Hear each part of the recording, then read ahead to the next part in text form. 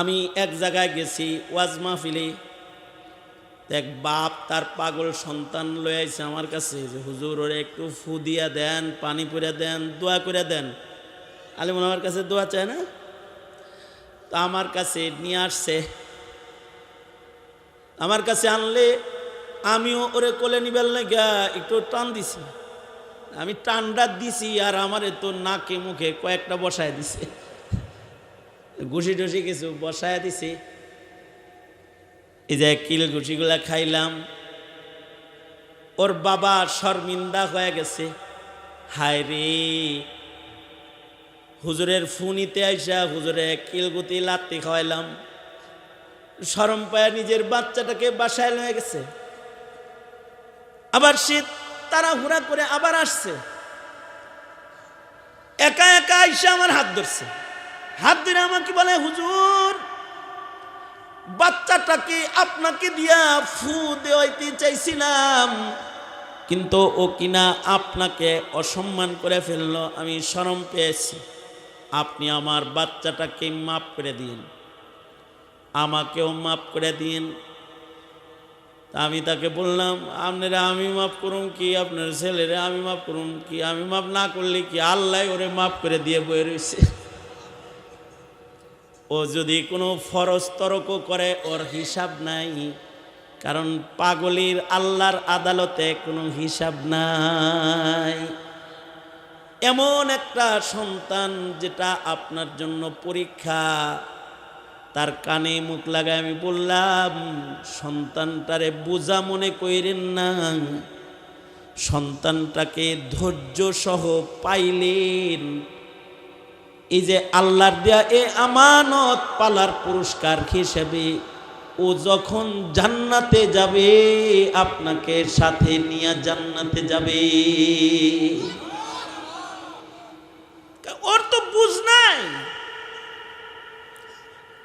তবে একটা কথা মনে রাখবেন আপনারা, ঔরসত সন্তান সন্ততি হয়, কিন্তু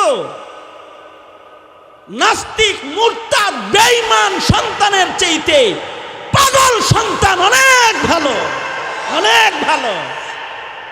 কিছু সন্তান আছে না, এরা নাস্তিক মুরতাদ বেঈমান, ইমানের খেলাফ, ইসলামের খেলাফ, ধর্মের খেলাফ।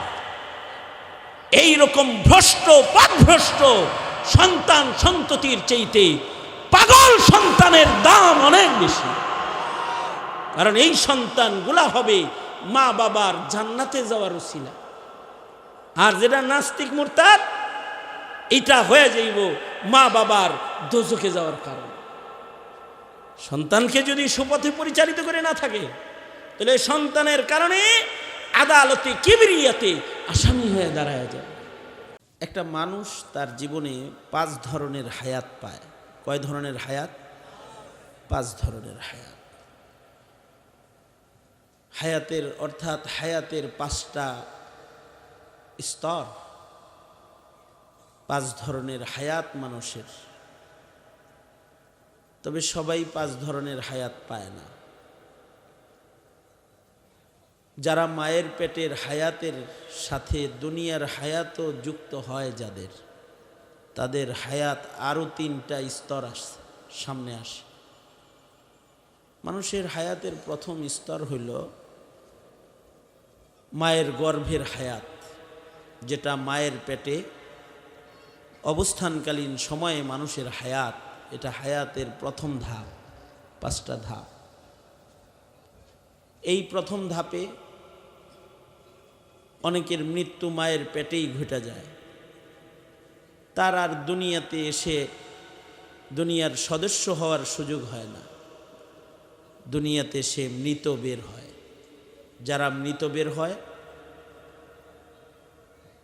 তারা মায়ের পেটে 5-6 মাস যা হায়াত পায়, এই হায়াতটা গণনায় আসে না, সে মানুষ হিসেবে গণনায় পড়ে না, তাকে আবর্জনা হিসেবে গণনা করা হয়, তাকে ময়লা হিসেবে মাটির নিচে পুঁতে দেওয়া হয় অথবা ডাস্টবিনে নিক্ষেপ করা হয়।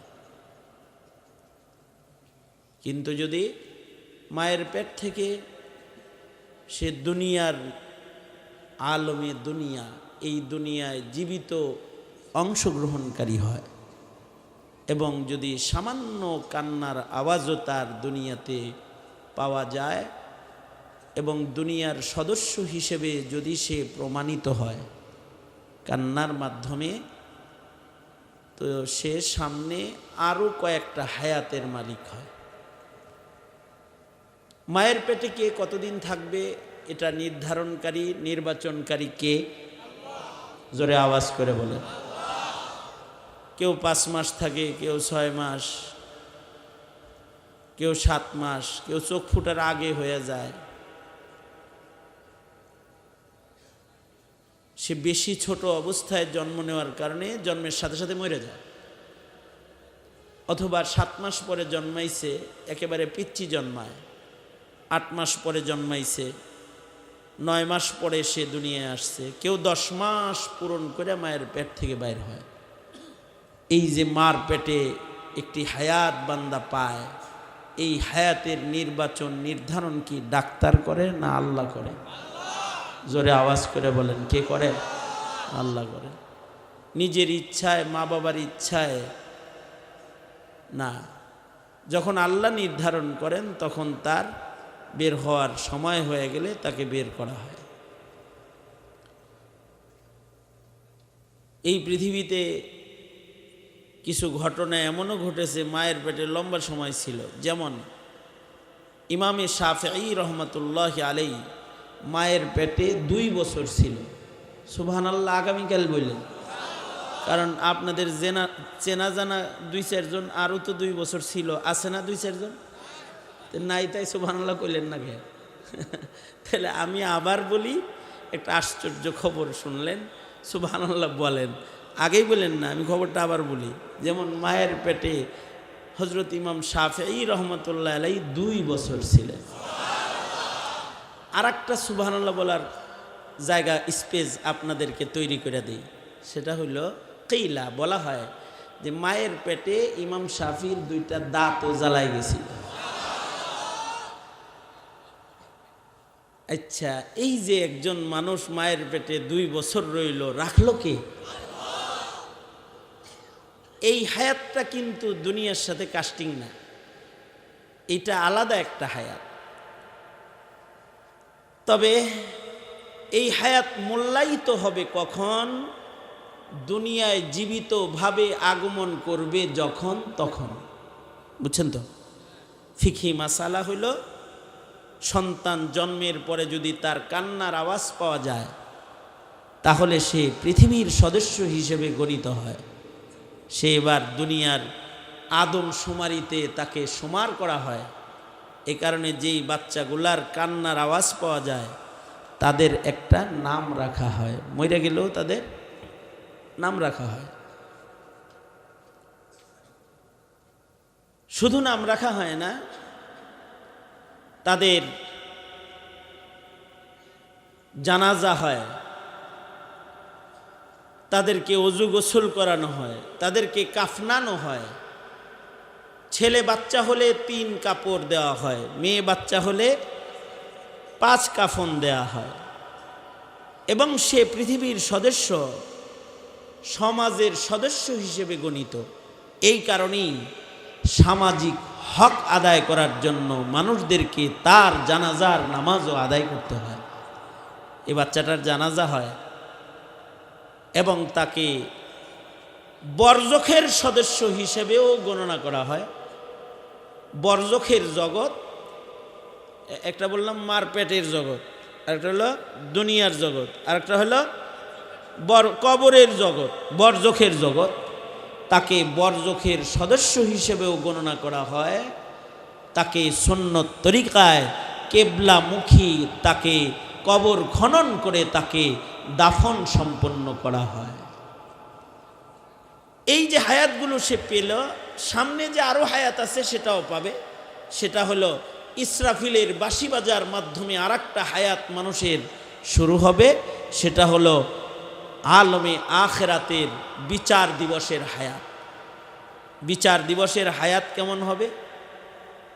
বিচার দিবসের হায়াত হবে বিচার দিবসের হায়াত হবে এমন ভয়ঙ্কর হায়াত, যেটা কত লম্বা হবে, 50,000 বছর হবে। দুনিয়ার হিসেবে এক এক দিন হবে 50,000 বছরের সমান। ওটা একটা হায়াত। আর সর্বশেষ যে হায়াতটা বিচার কার্য সম্পাদনের পরে মানুষ পাবে, সেই হায়াতটা হলো স্থায়ী হায়াত। যদি পবিত্র আমল নামা নিয়ে কেউ কবরে যায়, নেকিওয়ালা আমল নামা নিয়ে কেউ কবরে যায়, তাইলে সে চিরস্থায়ী জান্নাতের মেহমান হবে, ঈমান আমল যদি তার ঠিক থাকে। খালিদিনা ফিহা, ওই হায়াত কোনোদিন আর শেষ হবে না, ওই হায়াতের কোনো ইতি নাই। এই আগের হায়াতগুলার ইতি আছে, কিন্তু জান্নাতের ভেতরে যে হায়াত অথবা দোজকের ভেতরে যে হায়াত, ওই হায়াতের কি নাই, ইতি নেই। যারা জান্নাতে থাকবে তারা অনন্ত অসীম কাল জান্নাতে থাকবে, যারা দোজকে থাকবে তারা অনন্ত অসীম কাল দোজকে থাকবে। লা ইয়ামুতু ফিহা ওয়ালা ইয়াহইয়া, কারণ মৃত্যুকে আল্লাহ তাআলা মৃত্যু দণ্ড প্রদান করবেন, মৃত্যুকে মেরে ফেলবেন। জান্নাতেও মৃত্যু নাই, জাহান্নামেও মরণ নাই। এক নাম্বার, মায়ের পেটের হায়াত। এই মায়ের পেটের হায়াতটা এটা গণিত হবে কখন? দুনিয়ার হায়াত পাবে যখন। দুনিয়ার হায়াত না পাইলে মায়ের পেটের হায়াত এটা গণনায় নাই। এরপরে দুনিয়ার পেটের হায়াত, দুনিয়ায় হায়াত গণনায় আসার পরে যদি তার হায়াত 1 সেকেন্ড হয়, অথবা বালেগ হওয়ার আগে শিশু বেলায় যদি সে মরে যায়, যে এখনো পর্যন্ত তার আমল নামা ওপেন হয় নাই, তার গুনাহ লেখা শুরু হয় নাই, বালেগ হওয়ার আগে যদি কেউ মৃত্যুবরণ করে, তাহলে এই বাচ্চাগুলা বিনা হিসাব আল্লাহর জান্নাতি। এই শুধু তারা বিনা হিসাব জান্নাতি না, এই বাচ্চাদের পিতা মাতারাও এই বাচ্চার সাথে আল্লাহর জান্নাতে যাবে। কারণ এই বাচ্চারা একা যাবে না, তারা আল্লাহকে বলবে, আল্লাহ, যে মা বাবার কারণে আমরা জান্নাত পাইতাছি, যে মা বাবা আমাকে, যে মা বাবার ঔরসে আমি জন্মাইছি, যে মা বাবা আমাকে লালন পালন করেছে, তাদের আমার সাথে না দিলে আমি জান্নাতে প্রবেশ করব না। সুবহানাল্লাহ বলেন। এই কারণে হাকিমুল উম্মত মুজাদ্দিদুল মিল্লাত শাহ আশরাফ আলী থানভী রহমতুল্লাহ আলাইহি বলেন, তোমাদের যদি কারোর বাচ্চা কাচ্চা শিশু বয়সে মারা যায়, তাহলে তোমরা নবীর হিদায়াত মানো, যে তোমরা হায় হুতাশ করবা না। কষ্ট তো পিতা মাতা হিসাবে লাগবেই, কিন্তু শিশু বাচ্চা মরে গেলে মা বাবার জন্য আল্লাহর জান্নাতে যাওয়ার একটা রাস্তা খুইলা যায়। আমাদের দেশে যদি কোনো মহিলার বাচ্চা মারা যায়, শ্বশুর শাশুড়িও তাকে গাইলেন। আমি নিজেই গাল্লেতে শুনছি। আমাদের গ্রামে এক চাচি ছিল, হ্যাঁ 3-4টা মরছে, বাচ্চা হয় 1 বছর 2 বছর মরে যায়। তো শ্বশুর শাশুড়ি তাকে লানত করছে, মালামত করতে। তো বুঝতাম না, তো শুনতাম, কপাল পোড়া একটা দইরা আনছি, এটার পেট থেকে যা হয় ফুসর ফুসর খালি এটি মরে যায়। আজ পর্যন্ত একটা নাতি রেকলে লইতে পারলাম না। একটা আক্ষেপের জায়গা তৈরি হয়, তো কয় এরকম। কিন্তু হাকিমুল উম্মত থানভী রহমতুল্লাহ আলাইহি বলেন, হযরত থানভী বলেন যে কারোর বাচ্চা মারা গেলে তোমরা তাকে তিরস্কার করো না। কারণ কি? কারণ হলো সে তোমার তুলনায় ভালো। কারণ তার 2টা বাচ্চা মরছে, অথবা একটা বাচ্চা মরছে, 3টা মরছে, 4টা বাচ্চা মারা গেছে। তার এই 4টা জান্নাতে যাওয়ার গেট তার আবিষ্কার হয়েছে, এরা একে টানাটানি করে জান্নাতে নিয়ে যাবে। ভাই, আমাদের বাংলাদেশের একজন বড় আলেম ছিলেন, মুফতি আব্দুর রহমান রহমতুল্লাহি আলাইহি, উনি এই বসুন্ধরা রিসার্চ সেন্টার যেটা, এটার প্রতিষ্ঠাতা, বহু মাদ্রাসার প্রতিষ্ঠাতা, ফকিহুল মিল্লাত বলে ওনাকে। ওনার কাছে ওনার এক ছাত্র আইসা কান্না করতেছে, কান্না করে বলে যে হুজুর, এ পর্যন্ত 3-4টা বাচ্চা আমার মরে গেল, আল্লাহ আমার বাচ্চাগুলারে লয়ে যায়। তো হজরত মুফতি সাহেব উনি ওনার ছাত্রকে সান্ত্বনা দেওয়ার জন্য বললেন, তোর তো জান্নাতে যাওয়ার রাস্তা হইছে রে, আমার যদি 1-8টা মরতো তাহলে তো আমারও জান্নাতে যাওয়ার রাস্তা হইতো রে। এটা হলো ওনারে সান্ত্বনা দেওয়ার জন্য এটা কইছেন, কিন্তু তাই বলে নিজের সন্তানের মৃত্যু কামনা করা জায়েজ না। তার মানে কারোর শিশু সন্তান যদি মারা যায়, শিশু সন্তানগুলা পিতামাতার জন্য রহমত, কারণ এরা ইন্তেকাল করেছে এমন অবস্থায় যে তাদের আমলনামা পাক, তারা মাসুম, তাদের আমলনামায় কোনো গুনাহ নাই, তারা বিনা হিসাব আল্লাহর জান্নাতের মেহমান। শুধু তারা একা জান্নাতে যাবে না, তারা তাদের মা বাবাকেও জান্নাতে নিয়ে যাবে। এ কারণে কারোর বাচ্চা মারা গেলে তাকে তিরস্কার করব না। কোনো মা বাবার বাচ্চা মারা গেলে সে বেশি আক্ষেপ করবে না, কারণ শিশু বাচ্চা আল্লাহর নিয়ামত। আল্লাহ যদি নিয়ে যায়, সন্তান হারাইবার বেদনা যেটা মা বাপ বরদাস্ত করে, এই বেদনার বদলায় এই সন্তানদের সাথে আল্লাহ তাআলা এই পিতা মাতাকে আল্লাহর জান্নাত দান করবে। আর এক প্রকারের সন্তান আছে, এরাও মা বাবার জন্য রহমত। অনেকের ঔরসে পাগল সন্তান জন্মায়, মেন্টাল সন্তান, প্রতিবন্ধী, পাগল। পাগল সন্তান যদি কারোর ঔরসে জন্মায়, তাহলে মানুষ অনেক সময় তাদেরকে তিরস্কার করে বলে, দেখছস খোদার গজব করছে, এরকম বলে অনেক সময়।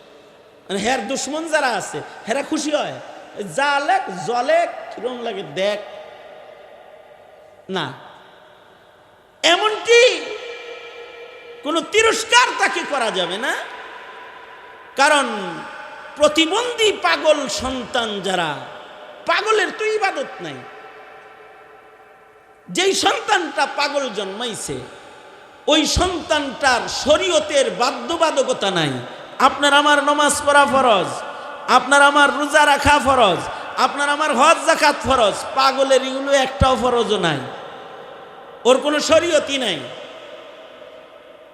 তাই বলে কিন্তু আবার একটা হলো জন্মসূত্রে পাগল, অথবা আল্লাহ কাউরে মেন্টাল পাগল বানাইছে হেল লেগে পাগল, আর আরেকটা হলো গাঞ্জা খায়া পাগল সাজছে,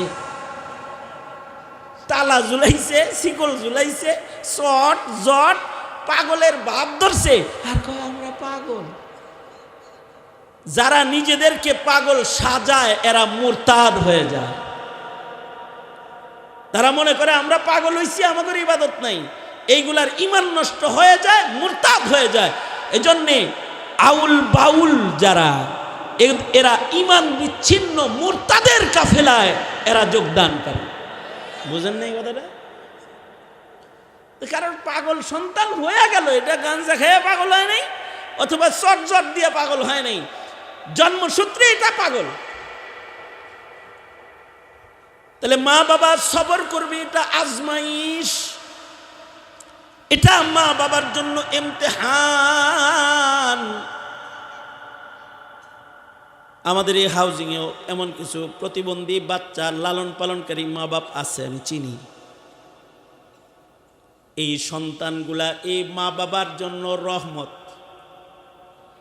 আমি এক জায়গায় গেছি ওয়াজ মাহফিলে, এক বাপ তার পাগল সন্তান লয়ে আইছে আমার কাছে, যে হুজুর ওরে একটু ফু দিয়া দেন, পানি পরে দেন, দোয়া করে দেন। আলিমুল আমার কাছে দোয়া চায় না, তো আমার কাছে নিয়ে আসছে। আমার কাছে আনলে আমিও ওরে কোলে নিবেল না একটু টান দিছি, আমি টানটা দিছি আর আমারে তো নাকে মুখে কয়েকটা বসায় দিছে, ঘুষি টুসি কিছু বসায় দিছে। এই যে কিল ঘুষিগুলা খাইলাম, ওর বাবা শর্মিন্দা হয়ে গেছে। হায় রে, হুজুরের ফুনিতে আইসা হুজুরে কিলগুতি লাত্তি খাওয়াইলাম, শরম পায় নিজের বাচ্চাটাকে বাসায় লয়ে গেছে। আবার সে তাড়াহুড়া করে আবার আসছে,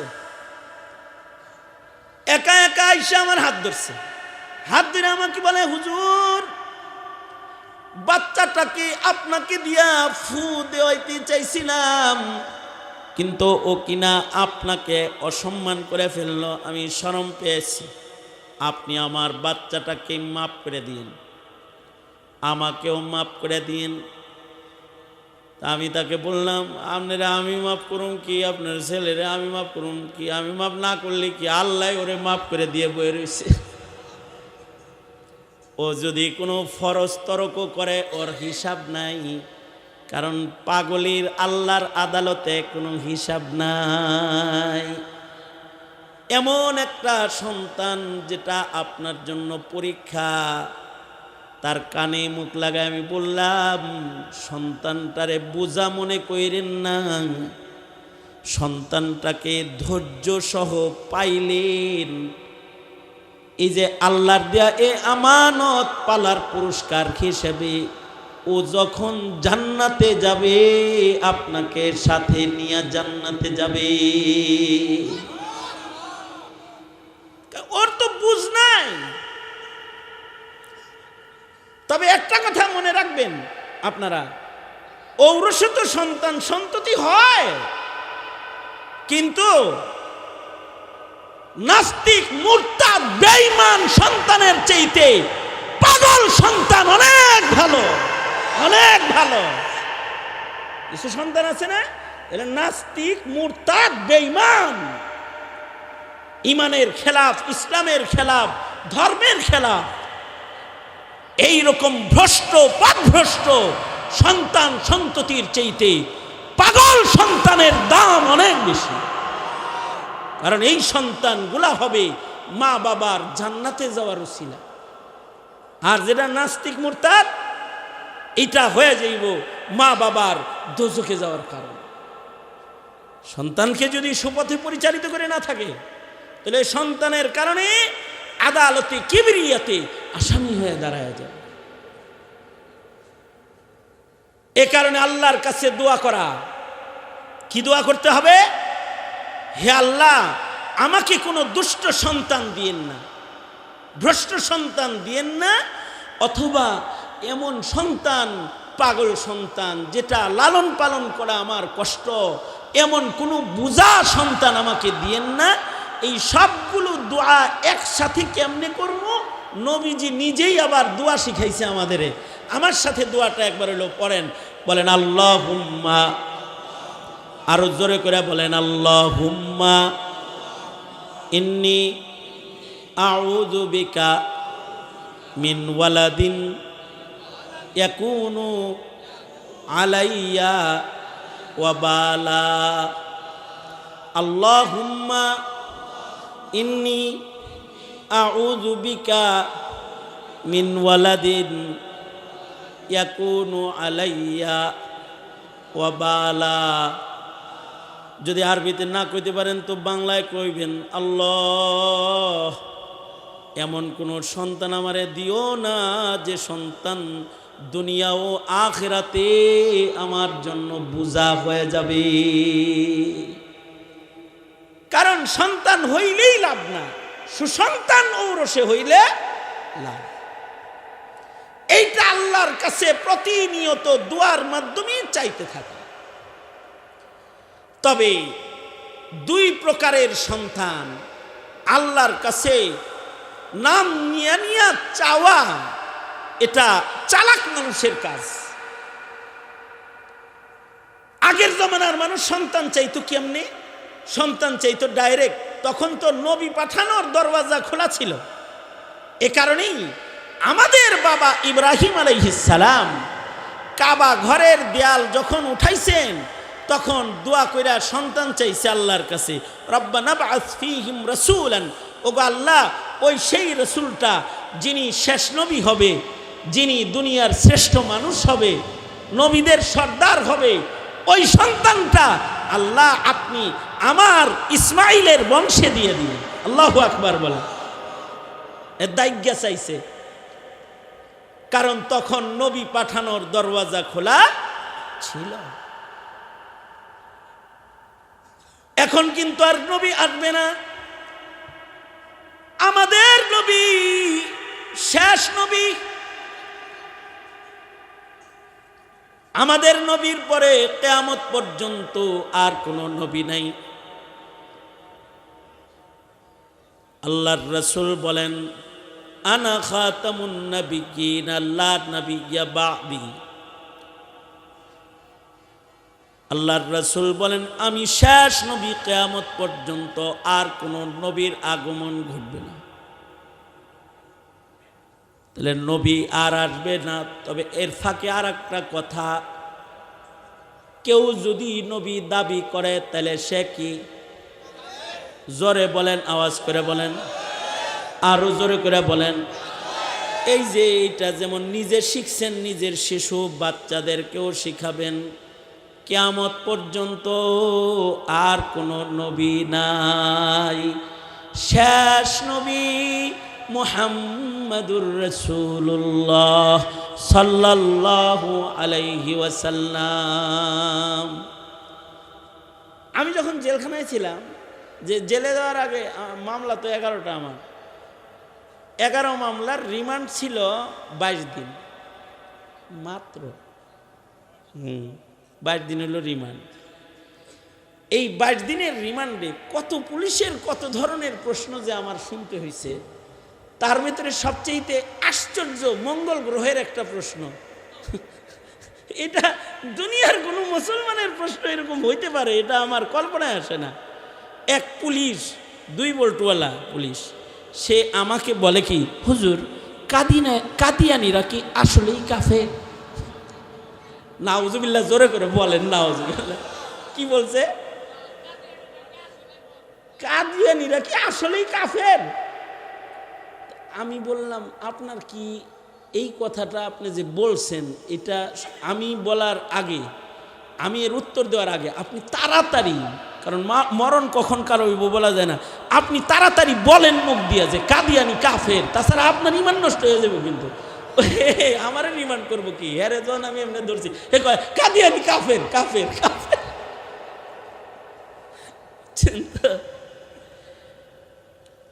একটা পুলিশ অফিসারের মনে প্রশ্ন, কাদিয়ানিরা কি আসলেই কাফের?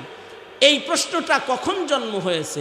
যখন তাকে শিক্ষা দেওয়া হয় নাই, শেষ নবীর পরে কেউ নবী দাবি করলে সে কি, এটা হৃদয়ে বসায় দেওয়া হয় না। এইটা যে এই যে মঙ্গল গ্রহের একটা প্রশ্ন হেইমিয়া করলো, এটার কারণ কি? শিক্ষাগত ইলমি যোগ্যতা, ধর্মীয় শিক্ষার যথেষ্ট অভাব। ঠিক না বে ঠিক? জোরে বলেন। ধর্ম শিক্ষার অভাব না হইলে এই কথা বলতো, এই জীবনেও কইতো না এই কথাটা। এই কারণে সন্তানদের শিখাইবেন, এই নবী কিন্তু আর আইব না, নবী আসবে না, এটা যেমন শিখাইবেন, সন্তানদেরকে এটা শিখাইবেন, আগে আইতো নবী, কিয়ামত পর্যন্ত আইব নায়েবে নবী। এই কথাটা বলেন বলেন, কিয়ামত পর্যন্ত কি আসবে? জোরে বলেন, কিয়ামত পর্যন্ত কি আসবে? নায়েবে নবী। নায়েবে নবী মানে হলো নবীদের নায়েব, ওয়ারিস, নবীদের ওয়ারিস। এই যে নবীদের ওয়ারিস যে আইব, নবীরা যেমন যুগে যুগে সম্মানিত ছিল, ওয়ারিসরাও সম্মান। এই ওয়ারিসদের সম্মান রক্ষা করতে পারে না আওয়ামী লীগ, রক্ষা করতে পারে নাই। তারা এই ওয়ারিসদেরকে জেলে পুরা ঢুকাইছে, ওয়ারিসদেরকে ককটেল হত্যা মামলার আসামি বানাইছে, ওয়ারিসদেরকে জেল জুলুম অত্যাচার করেছে, এই অত্যাচারের কারণেই এই দেশের ইমানদার জনগণ গণ আন্দোলনের মাধ্যমে এমন ধাওয়া দিয়েছে যে দেশ ছেড়ে বিদেশ যেয়ে পড়েছে। সুতরাং অরিশ এই জিনিসটা বোঝার বিষয়। তাহলে কি আছে, নবীর যেমন সম্মান, নবীর ওয়ারিসদেরও একটা সম্মান আছে না নাই? দুনিয়ার মাটিতে সব নবীরা যেমন ধনী ছিলেন না, তবে কিছু পয়গম্বরকে আল্লাহ পাক ধন দান করেছেন। যেমন সুলাইমান আলাইহিস সালাম, আইয়ুব আলাইহিস সালাতু ওয়াস সালাম, দিনার আর দিরহামের বৃষ্টি ওনার উপরে পড়েছে আকাশ থেকে। অধিকাংশ নবীরা ছিলেন মাসাকিন, মিসকিন ছিলেন। দুনিয়ার টাকা পয়সা অর্থকড়ি বাড়ি গাড়ি তাদের ছিল না। এ কারণে সব মৌলবী গাড়িওয়ালা বাড়িওয়ালাও হয় না। কিছু পয়গম্বর যেমন ধনী ছিলেন, কিছু আলেম ধনী হয়। তবে অধিকাংশ আলেমরা সাধারণ মসজিদের ইমাম, মুয়াজ্জিন অথবা মাদ্রাসার কোরআনে কারিমের শিক্ষক। সারা জিন্দেগি দারিদ্রতাকে বরণ করে তারা মানুষের কল্যাণে দিনের খেদমত, হালাল হারামের খেদমত তারা করে যায়। তাদের গায়ে ভালো জামা থাকে না, তাদের ভালো আবাসস্থল থাকে না, কিন্তু আল্লাহর কাছে তাদের একটা সম্মান আছে। ময়দানে মাহশরে বিচার দিবসে নবীরা যেমন শাফাত করে মানুষদেরকে আল্লাহর জান্নাতে প্রবেশ করাবে, নবীদের সাথে সাথে আরো দুইটা দল শাফাত করে করে গুনাহগার বান্দাদেরকে আল্লাহর জান্নাতে প্রবেশ করাবে। তাদের একটা দল হলো উলামা। দুনিয়ার জমিনে যারা আলেমে দ্বীন, যারা মানুষদেরকে জায়েজ না জায়েজ বলতো, যারা মানুষদেরকে সত্যের পথের দিশা দিত, হালাল হারামের বর্ণনা দিত, এ আলেমে দ্বীন যাদের সিনায় ইলম আছে, রব্বুল আলামিন হাসরের ময়দানে তাদেরকে শাফাআতকারী হিসাবে দাঁড় করাবে। এই আলেমদের মশওয়ারায় যাদের দ্বীনি জীবন গঠিত হয়েছে, দ্বীনের উপরে যারা চলেছে, ময়দানে মাহশরে নবীরা যেমন শাফাত করবে, রাসূল বলেন সুম্মাল উলামা, আলেমরাও হাসরের মাঠে শাফাআতকারী হবে। একটা কথা মনে রাখবেন, কোরআন হাদিসে আলেমদের মর্যাদার উপরে যেই পরিমাণ আয়াতে কারিমা ও হাদিস বর্ণিত রয়েছে, যদি এই সম্মান দিতে কেউ অক্ষম হয়, তাইলে তার নিজের অজান্তে তার ঈমান নষ্ট হয়, ঈমান নষ্ট হয়ে যায়। এ কারণে প্রজন্মের সন্তানদেরকে নবীর সম্মান যেমন শিখাইতে হয়, নায়েবে নবীর সম্মানও শিখাইতে হয়। আলেমরে যে সালাম দিতে হয়, আলেমের সাথে যে সুন্দর ভাষায় কথা বলতে হয়, আলেমদেরকে যে তাজিম করতে হয়, আলেমরা কিছু বললে, জায়েজ না জায়েজ বললে এটা যে মানতে হয়, তাদের এই মশওয়ারাকে গ্রহণ করতে হয়, এই আজমত প্রজন্মের সন্তানকে শিক্ষা দেওয়ার দায়িত্ব প্রজন্মের বাবা মা। বাবা মা যদি শিক্ষা না দেয়, তাইলে কিন্তু তারা এটা শিখতে পাবে না। মেনশন করে নবী তো আর চাওয়ার কায়দা নাই, তবে মেনশন করে নায়েবে নবী চাওয়া নিজের সন্তানদের ভেতরে। জাহাঙ্গীর ভাইরে ধন্যবাদ, ওনার দুইটা ছেলেই উনি স্কুলে পড়ায় নাই, সরাসরি মাদ্রাসায় পড়াইছে। এই যে জারিফ মারিফ, এই ওদের ওদের যে মাদ্রাসার জীবন, এটাকে আল্লাহ পাক হেফাজত করুক, বলেন আমিন। এবং ওদেরকে আলেমে রব্বানি বানাক আল্লাহ তাআলা, কারণ ওদের তো আর্থিক কোনো পিছুটান নাই। এই গজল গাইল যে একটু আগে, আমি কিন্তু ওর উর্দু উচ্চারণ শুই না, এতটাই বিমোহিত, আমি কিন্তু ওর 1000 টাকা পুরস্কার দিছি। ও এই বাচ্চা বয়সে যে সুন্দর উর্দু নাতটা সে বলল, যাই হোক, এটা যে ওর মুখ দিয়ে বের হয়েছে এটা ওর মা বাবার মেহনতের ফসল। মা বাপ মেহনত না করলে এটা হইতো না। তো নিজের সন্তানকে আলেম বানানো, এটা তো চেষ্টা থাকা। যদি আলেম নিজের সন্তান বানাইতে পারেন নাই, সীমানা যদি ক্রস করে থাকে, তাহলে ইব্রাহিম বাবার মতো দোয়া করে আলান, আল্লাহ ওই পরে যেটা পাঠাইবেন দামিটা, ওইটা আমারও ওরসে দিয়ে দিয়েন। বলা, আল্লাহ আমার সন্তান যদি আলেম নাও হয়, আমার নাতি একটা আলেমে দিন হাফিজ কোরআন বানায়েন, নাতির ঘরের পুতি বানায়েন, যে কোনো একটা বানায়েন, যেন বংশের শাফাআতকারী দাঁড়ায় যায়। আলেমদের শাফাআত অনেক বিস্তৃত হবে।